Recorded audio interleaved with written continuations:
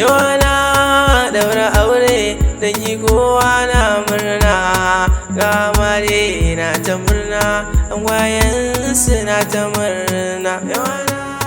daura aure da yi kowa na murna ga mare na ta murna angwayen suna ta murna.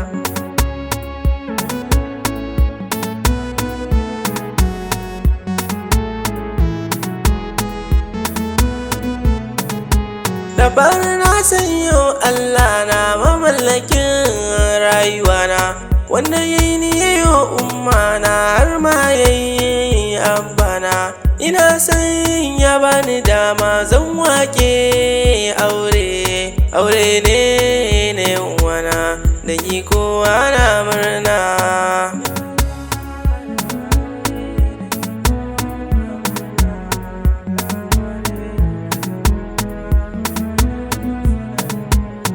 Allah Ubangijin sammai da ƙasai malikina ina fatan ka sanya nutsuwa da hankali a lamurana ka sanya nutsuwa da tarbiyya da ilimi a zantukana ya Allah na roƙe ka don alfarmar ɗan amina.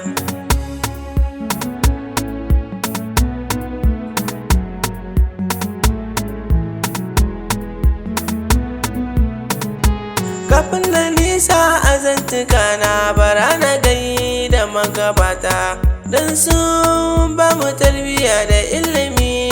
tun yarinta sanadin su muka girma mun kai matakin da za mu furta a baɗini sun rubuta a zahiri na karanta.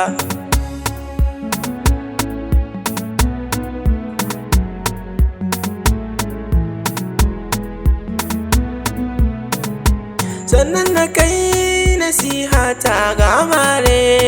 yan uwana na san kuna da tarbiyya a ko'ina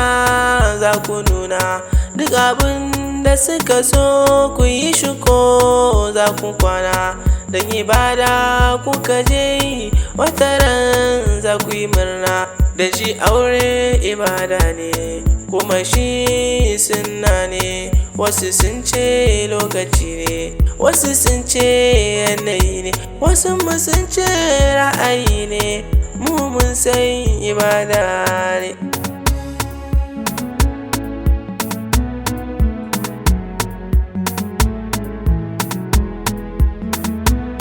Gai na ganin auren nan gai ka san ya haɗu na ga iyaye da antinan su sun haɗu ga yayye da ƙannaye su ma duka sun haɗu dan abokai da ƙawayensu su ma fa sun haɗu kai amaran da angwayensu sun haɗu suna ta murna.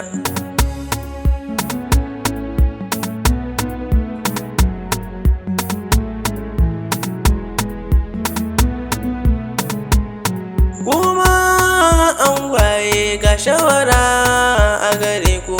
na san kun fi ni sani amma tuni zane muku wannan haƙurin da kawai ci babu shakku domin gaba a samu tarbiyya a gare ku in Allah ya yarda ku fi ƙarfin makiyanku.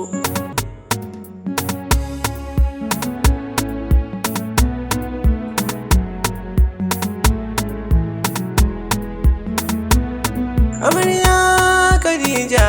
da angon ta Jafar ga amarya Maryam da angon ta Bashir sun haɗu suna ta murna ga fuskar su sharshar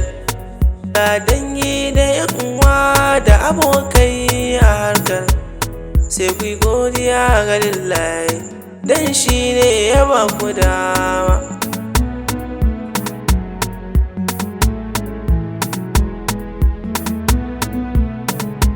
Ina tunanin na dakata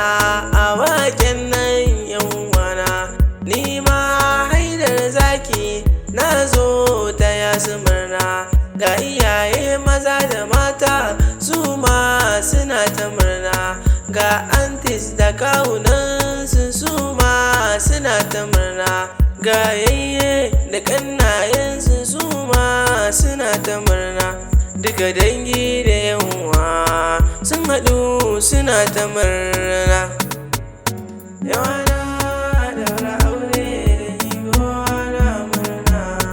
ga amare na ta murna, angwayensu na ta murna. Yawana daura aure da jigowa na murna, ga amare na ta murna, angwayensu na ta murna. Yawana